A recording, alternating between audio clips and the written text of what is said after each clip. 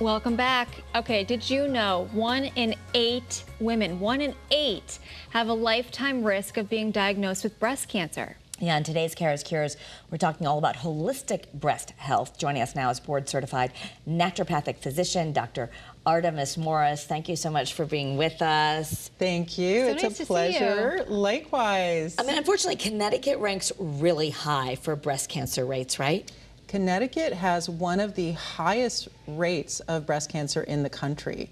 And we also have high rates of screening, and fortunately there are lower rates of death, but Connecticut especially is hit hard by the leading cause of death in women, which is breast cancer. So is that due to environmental factors? Is it hereditary? I mean, like, there's a lot of things that could come into play here, right?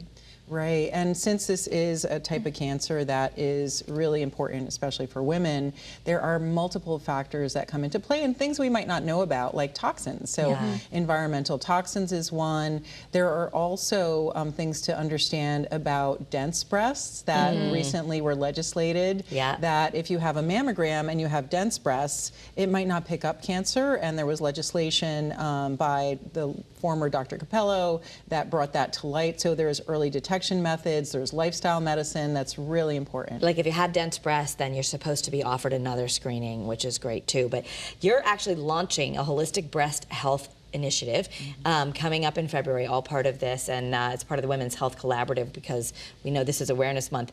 But talk a little bit about what we can do for prevention. Absolutely. So prevention is key, and some of the things we can do is literally a breast self-exam. So once a month, you know, if you're not already doing this, it's really time to start, is once a month do a breast self-exam. I have many patients, they found their lump by themselves. I myself had a fibroadenoma that was benign that I found myself. So really women, like once a month, after your cycle, you know, do the breast self-exam. After, okay. Right. And then the other thing is there are other early detection methods that you can use complementary to your mammogram, and also knowing about what to do with dense breasts, some other radiology, like Dr. Barr does some of that. And one is thermography. So many people may not have heard of thermography, but I have a wonderful woman coming to my office once a month doing it. She's all over Connecticut and tri-state area. What is it? Yeah, I was going to say, can you explain what that is? Yeah, absolutely. It's an early detection method that complements mammography, and it is non-invasive. So literally, like, you don't have to get squished, you know, it doesn't hurt, and it is a machine that basically takes a picture, a radiographic picture. Oh, and it's fascinating. read by a board-certified radiologist. So that's one of the other early detection methods that, you know, can be done.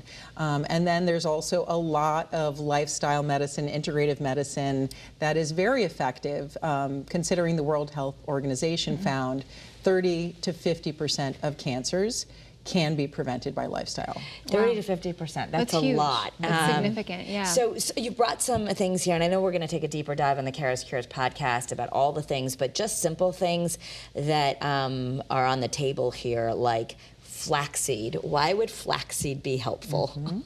Right, it's great, and I love my flaxseed.